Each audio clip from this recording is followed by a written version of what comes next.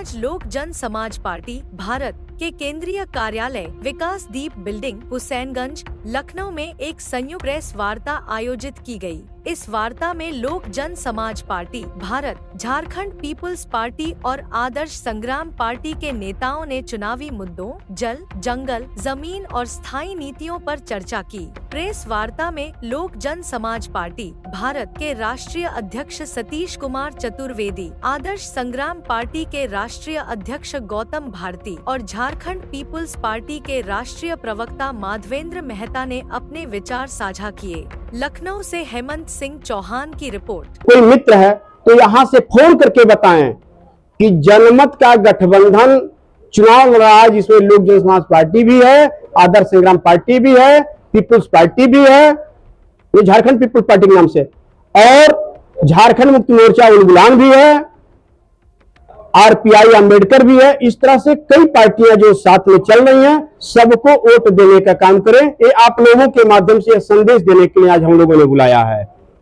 और दूसरा एक चीज और, आप लोगों से भी यह मेरा अपील है कि मीडिया के तार बहुत दूर तक जुड़े हुए हैं, कम से कम आज इस भाई को, इस बेटा को, इस जनमत गठबंधन को इस तरह का आशीर्वाद आप लोग अपने माध्यम से वहां दें, ताकि वे सब लोग एकजुट होकर के जनमत को मजबूत करने का कार्य करें। इसी के साथ मैं आगे की प्रक्रिया अपने दोनों सहयोगी दलों से आग्रह करूंगा कि आप लोगों से भी वार्ता कर लें। धन्यवाद। गठबंधन में है तो क्या कहना चाहेंगे, कैसे रणनीति? झारखंड में पिछले लगभग 24 सालों से दो ही सरकार एनडीए या यूपीए कार्य कर रही थी, या तो बीजेपी या तो कांग्रेस रूप बदल के काम वहाँ कर रही थी। और इतने सालों में वहाँ पे निर्माण की जगह भ्रष्टाचार बढ़ा, उद्योगपतियों के वहाँ पे चांदी है, और जो वहाँ लोकल हैं, जो वहाँ के बासिंदे हैं, उनको न्याय नहीं मिल रहा। लूट, हत्याएं, अपराध, बलात्कार, साथ ही जमीन हड़पने जैसी वारदातें वहाँ बढ़ती चली जा रही झारखंड में। ऐसे में जितनी भी पार्टियां आ रही थी, उन लोगों ने अपने अपने क्या कहते फायदे के लिए वहाँ पर अपने तरीके से काम करा।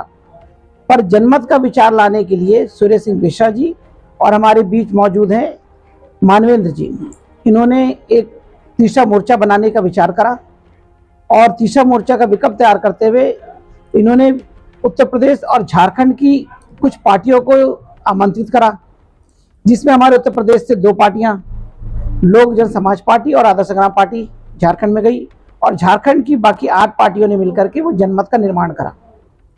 जनमत का कार्य ये है कि वहां पर अब तक जो करप्शन चल रहा था, जिसपे कोई लगाम नहीं लगा रहा था, या कोई 1 या 2 पार्टी राज कर रही थी, यदि वहां कोई इकलौती कोई एक पार्टी बोलती तो उसको खत्म कर दिया जाता, उसके अध्यक्षों के ऊपर हमला हो सकता था। तो जनमत अब एक साथ 10 लोगों के साथ अगर बोलेगी तो इस पे ये प्रभाव नहीं पड़ेगा कि किसी एक पार्टी के अध्यक्ष को हमला करके खत्म करा जा सके। तो जनमत का पहला कार्य ये कि हमने राजनीतिक तौर पे जो राजनीतिक दल है उनको एक सुरक्षा आवरण मिला। जनमत में शामिल हर एक पार्टी अनुभवी है अपने कार्यक्षेत्र में। वहां महाराष्ट्र की भी एक पार्टी आरपीआई, वो भी वहां शामिल है।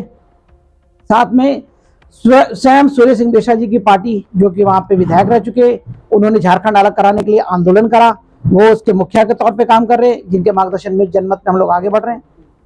तो मेरा ये कहना है कि जनमत के लिए मैं सबसे निवेदन करना चाहता हूं, अगर ये मेरी न्यूज झारखंड तक जा रही है, तो झारखंड का कोई भी नागरिक जो भ्रष्टाचार से परेशान है, वहां पे प्रदूषण है, लोगों को कोयले की वजह से लंग्स की दिक्कत, टीबी की बीमारी, बहुत सारी बीमारी है जो वहां की सरकार की दी हुई है, सरकार की मनमानी की दी हुई है। वर्तमान सरकार वहां पे सिर्फ लॉलीपॉप के रूप में तमाम योजनाएं दे रही, महिला सुरक्षा और स्वास्थ्य के नाम पे केवल धोखा दे रही है। तो मेरा कहना है कि जनमत का कोई भी कैंडिडेट अगर आपकी निगाह में आता है, वहां के झारखंड के निवासियों की निगाह में आता है, तो उनको वोट दीजिए, क्योंकि आपके झारखंड के विकास के लिए, वहां के डेवलपमेंट के लिए वही काम कर पाएंगे, क्योंकि वो प्रशिक्षित विधायक के तौर पे आपके बीच में उतरेंगे। क्योंकि हमारे जनमत का हर कैंडिडेट प्रशिक्षण दिया जाएगा, किस तरह से वो कार्य करेगा, किस तरह से जनता के बीच में जाए और सदन में कैसे उनके लिए नए नए मुद्दे ला करके वहां की मदद करें। यही मेरा झारखंड के निवासियों से निवेदन और मीडिया से भी ये निवेदन है कि मेरी ये खबर झारखंड तक पहुंचाई जाए।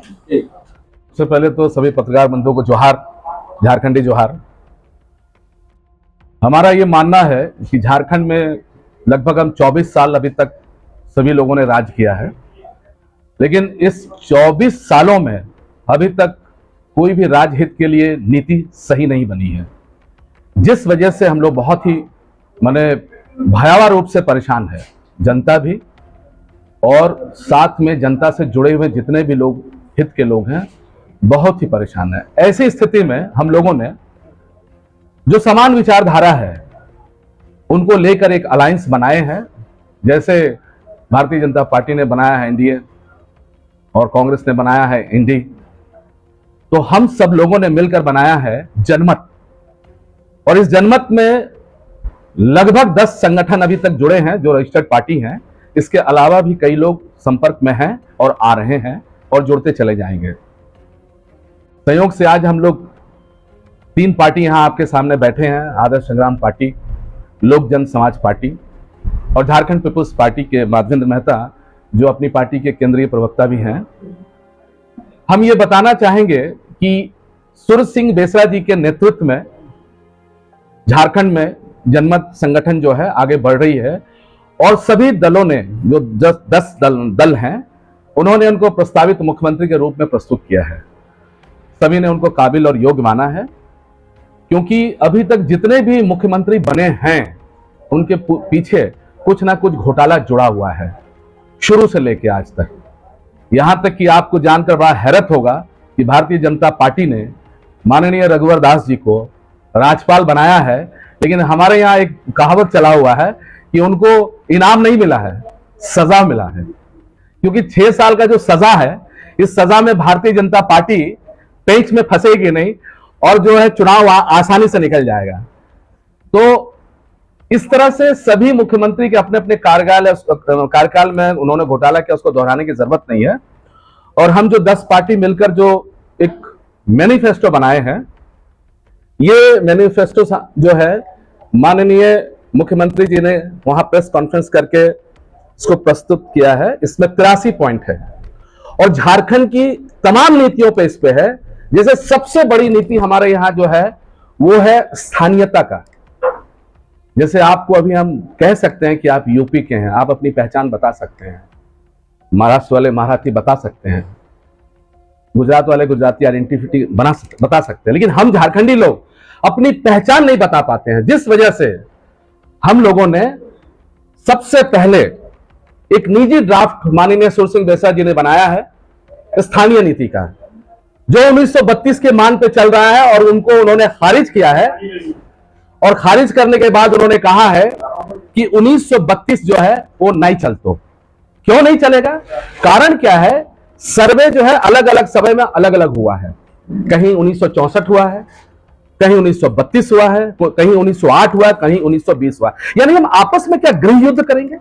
हम एक दूसरे को ही मारपीट करेंगे? नहीं। ऐसी स्थिति में उन्होंने कहा है कि जिले के अंतिम सर्वे सेटलमेंट को हम मानेंगे। तो उससे क्या हो जाएगा? एक कागजी जो रिकॉर्ड है उसके तहत हम समता और समानता में आ जाएंगे और जिस वजह से हमारा कोई भेद नहीं रहेगा।